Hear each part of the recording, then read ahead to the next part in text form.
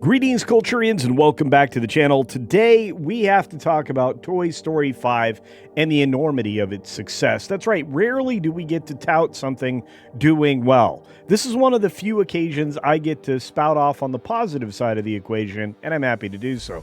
Of course, we're going to visit the rest of the box office as well, and talk about the $160 million start that Toy Story got in North America. So, here we go.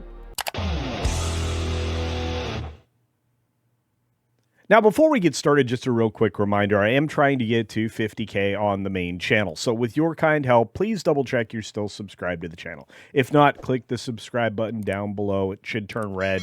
And then also click on the bell icon and verify that you have turned on all notifications. Not personalized, not any of the other weird settings that they recently tried to, roll everybody over to, but you've actually selected all notifications. That will help you not miss anything that I'm doing, whether it be on this channel or on that garden place. Now, there's also another way you can help, of course, by hitting the thumbs up button, but by just commenting down below any of your thoughts on this weekend's box office. That helps immensely. And if you have, in detail questions, we can definitely have a conversation there. I like to do that as well. But let's jump into the stories, many of them by Anthony D'Alessandro. We'll see how Anthony looked at things this week.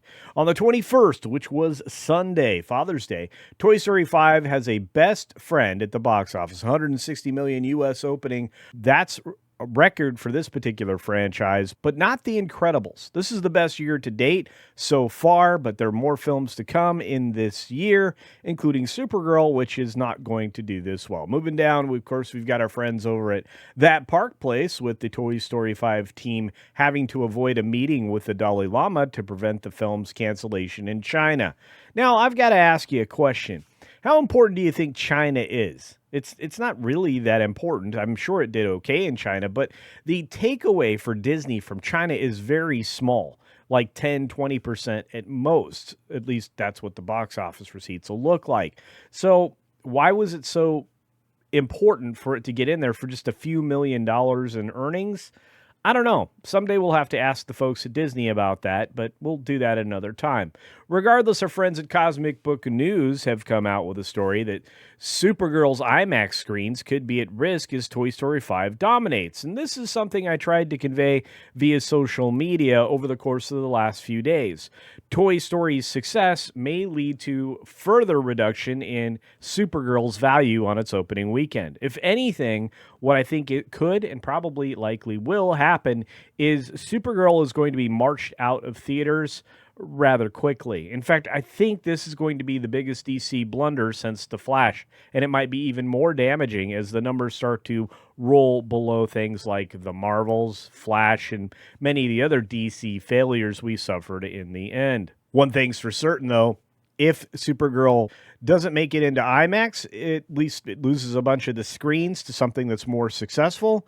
Well, first of all, Toy Story will get even bigger with a smaller drop, but at the same time, DC's out of luck for the rest of the year. There's nothing else on the horizon that's going to drive audiences, and it's really going to look bad going into Superman's sequel, Man of Tomorrow, after Woman of Tomorrow fails, especially if that does well.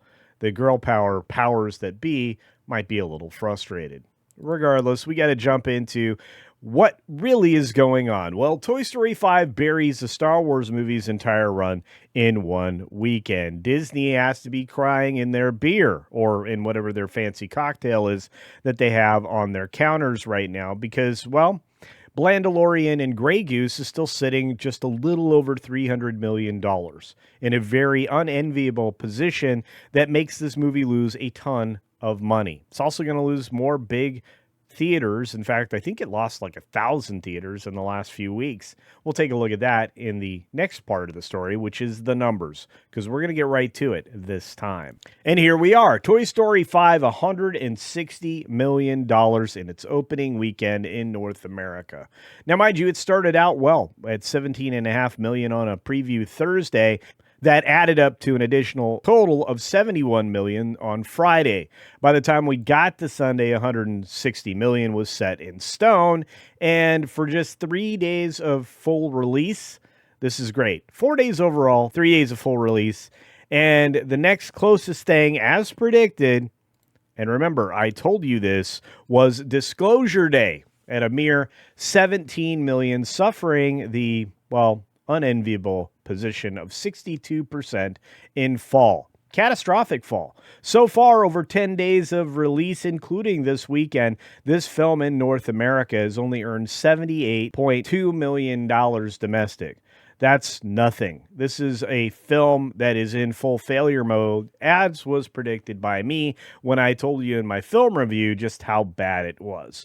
And while Toy Story doesn't live up to the first three films, Toy Story 5 is going to hang on a little bit better than Disclosure Day. In fact, I would expect maybe a 50% fall off at most. I don't think it'll be as steep as this. Obsession still remains in theaters as a player. In fact, this third position, if things are adjusted a little bit as of Tuesday or Monday evening, it could actually pass Disclosure Day and finish in second place once the dust settles. Only a 25% fall in 3,053 theaters and earning a total now of $215.8 million. You know what? That's something to get excited about. And then, of course, Backrooms, following right upon its heels at $7.3 million in only 2,851 theaters. Scary Movie still earns $6.7 million, following another 53% in its 17th day of release at $97.5 million. We're getting close to profitability for Scary Movie, another conversation we need to have in the future.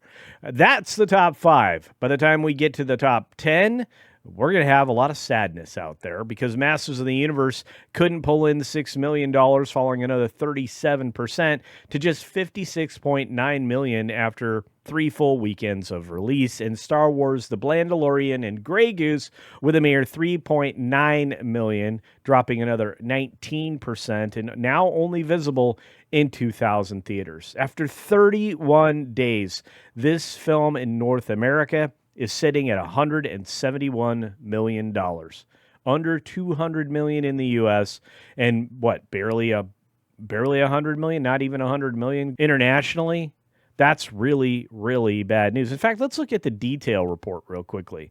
171.7 plus 150. Okay, $322 million, a little better than I thought, but still, this is not a box office success. This is an embarrassment for Disney, and you know what? They deserved it. Leviticus jumps into the 8th position as a brand new film in theaters with only 1,000 screens at $2.7 million in 3 days. Death of Robin Hood disappoints at $2.6 million in only 1,700 theaters. Now, that's a surprise. I was expecting it to do better. And finally, Michael, still in the top 10 at $2.1 million after falling an additional 48%. Now, all these numbers should surprise nobody, except maybe The Furious falling off a little bit more than I anticipated. Positive word of mouth on this one should have kept it elevated, but it looks like falling 60% and under 2,000 screens has its earnings at $5.2 million overall. The Breadwinner still hangs in there at nearly $1 million, 900,000 actually at $19.3 million for almost a month of release. The Sheep Detectives at 45 days in release, coming in at $866,000 and a grand total of 64.4. Devil Wears Prada still in the top 15, $700,000 at 219.3, and that's 52 days in release with solid competition from the girl power stuff like the Jessie-powered Toy Story 5 and the upcoming Supergirl, which might strip away a little bit. Although I'm not getting a good feel for that one as it continues to collapse at the box office, at least as far as projections go. Could you imagine Supergirl at $39 million when comparing it to, Toy Story 5 opening at $160? Is that a successful film? I don't think so, especially since it doesn't have a lot of girl boss competition except for Jessie in the theaters. Yikes. Stop That Train coming in at, a disappointing $487,000. Greg Allman, The Music of My Soul at $374,000, but that's a limited number of theaters. And as we go on down the list, it's a bunch of also-rans. which includes the 82nd day of the Super Mario Galaxy movie, which still managed to earn over $100,000 in only 234 theaters.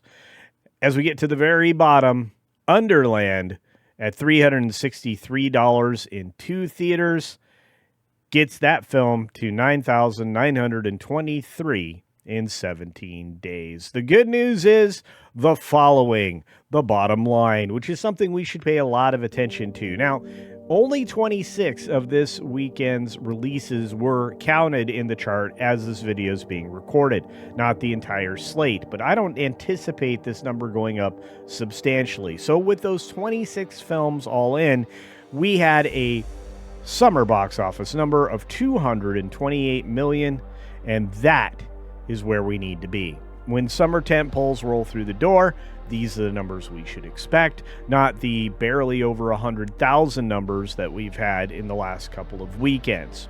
I'm a big fan of summer box office.